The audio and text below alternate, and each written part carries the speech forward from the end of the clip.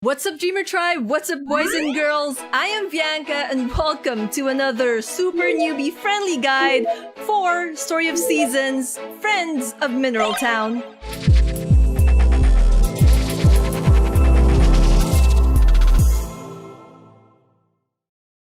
Now, in my previous video, we talked about choosing the optimal route to take and what activities to do during your first week in the game. I also showed you guys how it is that I personally do things further on in the timeline.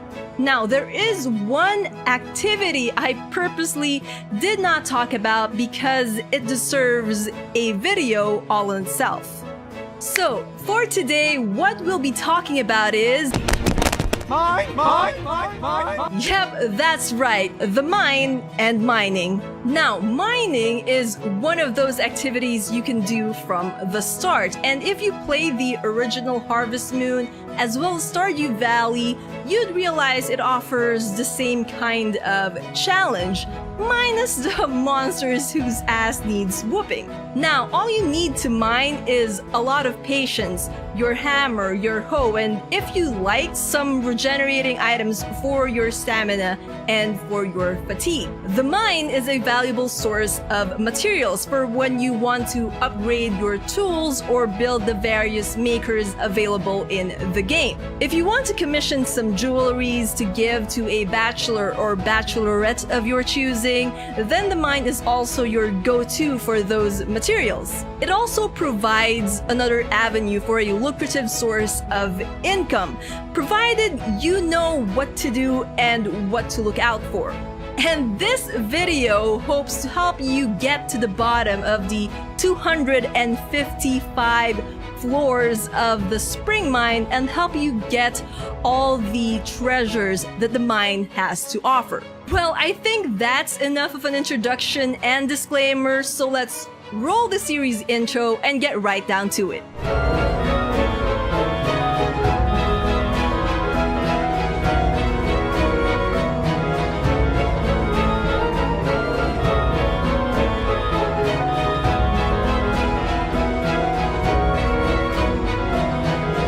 My first Story of Seasons Friends of Mineral Town video, I mentioned there that it's better to leave mining during rainy days because of how much more free time those days has to offer.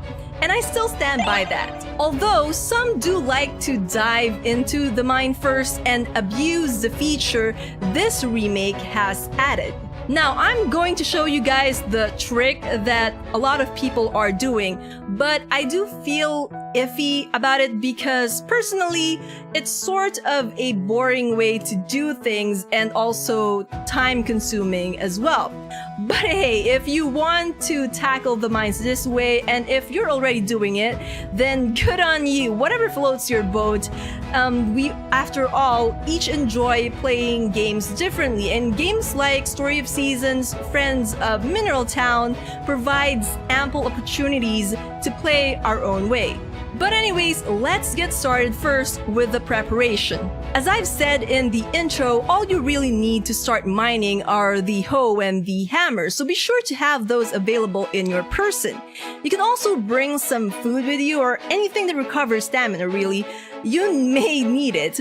Also, make sure you're at full stamina and have no fatigue for this. Luckily, the hot spring is close to the spring mine, so you can make use of that before jumping to the mines. Now that we're inside the mine, let me just talk a bit about how the mine works. In the mines, the first thing you might notice is that time seems to have stopped, like how it is with entering houses and other establishments in Mineral Town. Now, that is not really the case. The mines simply have a different flow of time than the rest of Mineral Town. How time works here is that it doesn't progress when you are searching for the stairs to the next floor or when you're whacking away the boulders with your hammer. Time only moves for a little bit when you go down the stairs every 5 levels of the mine, or a minute for every floor pass when you fall down pitfalls. Speaking of pitfalls, there is a stamina penalty whenever you fall from them, and that penalty is dependent on how many floors you pass by. Here is a list of the stamina penalty per floors.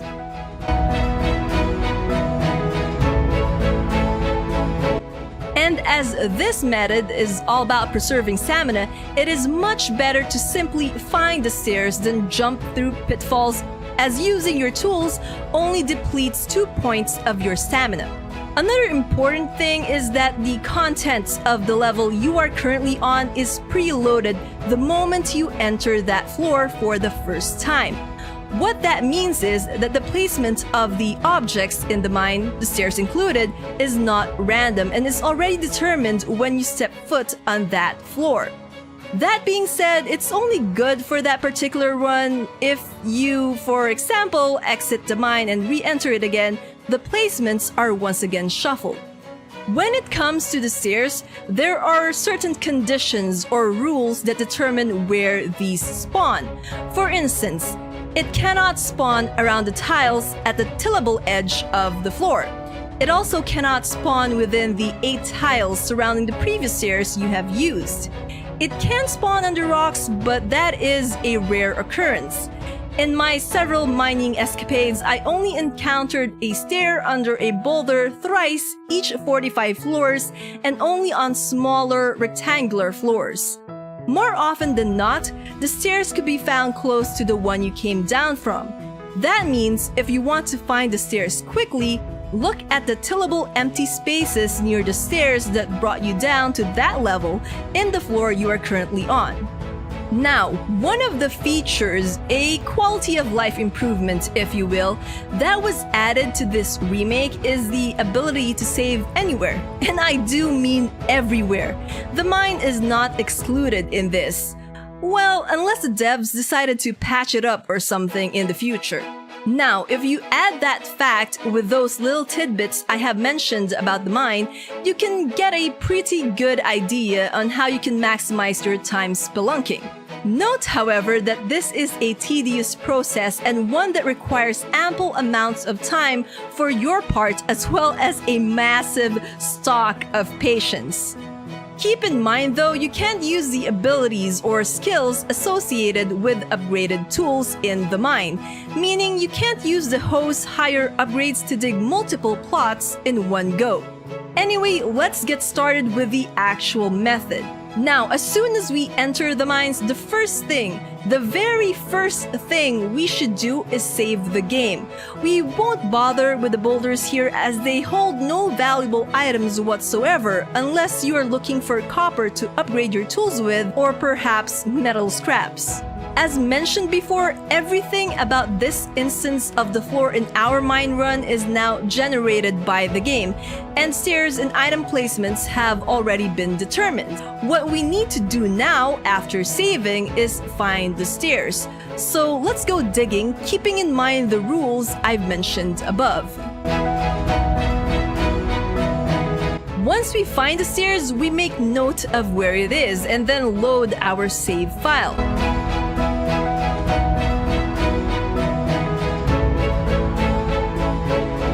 Once the save file is loaded, we go directly to where we found the stairs and dig there. With the stairs revealed, we go down a level. Now, the further down we go, the more versatile the size and shape of the floors become. What I usually do, especially on wide areas of the floor, is that I search for the stairs one section of the floor at a time.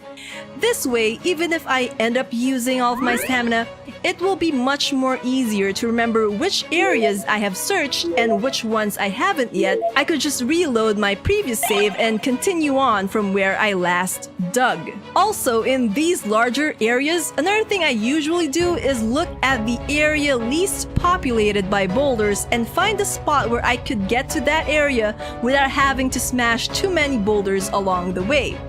This is especially true if the stairs are far from the entry point and would really require me to use my hammer.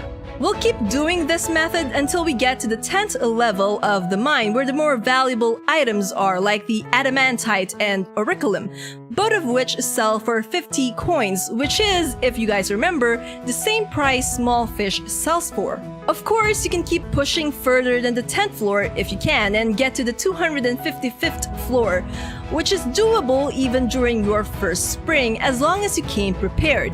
I do suggest though not to do so until you have unlocked the use of the elevator, which we'll talk about in a bit. Note that once you do leave the mine, whether because you ran out of inventory space or you grew fatigued and ran out of stamina, or simply because you grew bored of mining, you would have to restart your entire progress. So how do you unlock the use of the elevator for the mine? Well, you only have to give the Harvest Goddess 100 liked or loved gifts, and this will unlock the auto-travel function that allows you to jump right into these levels, which will make things a lot easier for you and a whole lot less of a chore. You can only use the elevator to go down floors in increments of 50, though. Just a massive reminder for you all, don't be too impatient, especially when you're saving and reloading your files.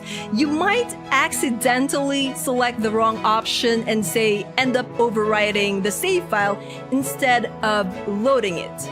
The thing about this method is, since you keep on saving each floor prior to searching for the stairs to the next one, you can use up all your stamina in looking for said stairs and still be able to continue deeper into the mines simply by memorizing where the stairs are and then reloading your save file to replenish your lost stamina without actually using any items before heading over to where you've uncovered the stairs. Having said that, using this method also stops you from collecting too much items because you end up reloading your save game and you can only keep the items that you can mine if they are in the way of getting to the stairs. Personally, I would suggest getting to the 50th floor as soon as you can, even if you haven't unlocked the mine elevators yet.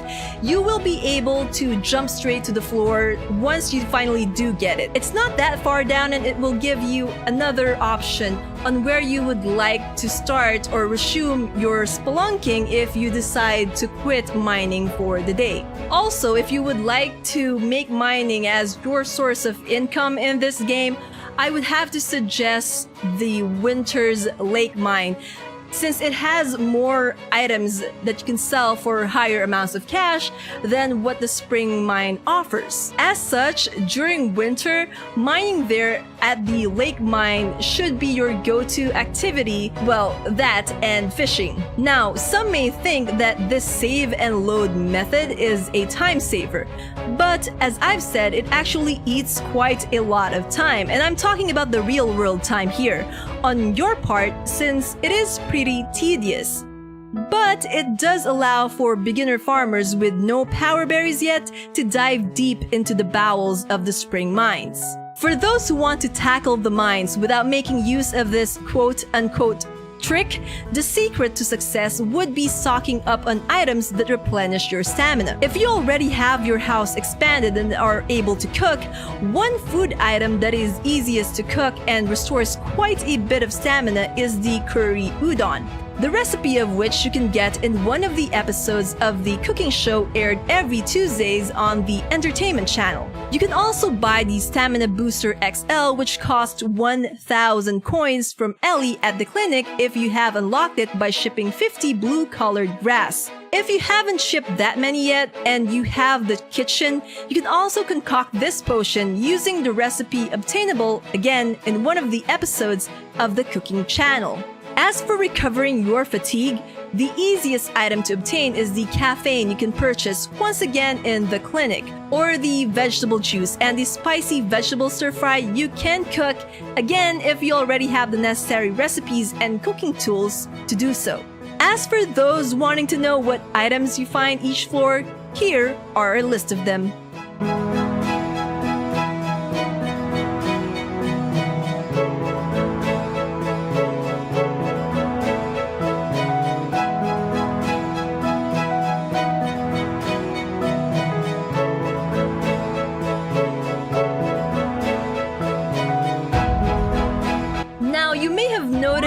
That we can get a bunch of interesting items deeper into the mine, like the mysterious tablet, the goddess jewels, the goddess and the elf statues, and the teleport stone. For all of these items, you have to make sure that you have enough space in your inventory to carry them. That's why it's a good idea to go into the mines with nary an item in your pocket. Of course, the tools aren't counted in this, and you can bring as many or all of your farming tools if you want. Now, the items for the lake mine, the mine in the lake where you meet the kappa and can only be accessed during winter, they are different than the items from the spring mine, and they have more valuable items, more valuable gems that you can sell, and treasures to be obtained. Here are a list of them and which floors you may be able to find them.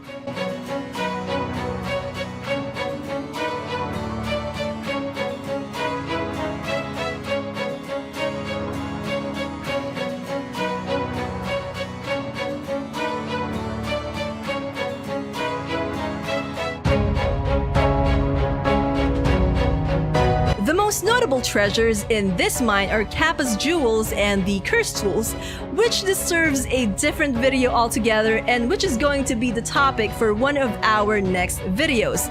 So be sure to subscribe and hit that bell icon so that you won't miss it. And that about does it for today's video. I hope this helps you starting farmers out there and give you more options on which money-making activity you would want to make use of. If you have any questions, again, feel free to ask them via the comment section below. Comments, constructive criticisms, suggestions, heck, even requests, they can also be done there. And as always, I'll see you all in the next video. Until then, you guys know the drill. Work hard, pray harder, dream on, fly on. Bye-bye for now. Keep safe, everyone. Stay at home. Alright, first off, thank you so much for joining me in today's video. If you like the content of today's video, don't forget to hit that thumbs up to let me know and share this video to your friends, your family, and everyone you think would enjoy it. And if you haven't, please click the subscribe button to subscribe to my channel and become part of the Dreamer Tribe. And if you've already subscribed and you want to get notified whenever new videos come out, then just click on that bell icon and you'll get notifications whenever new videos are posted here on this channel. And that's about it. Again, hit the subscribe button and the bell icon, and I'll see you all in the next video. Until then, you guys know the drill. Dream on, fly on. Bye bye now.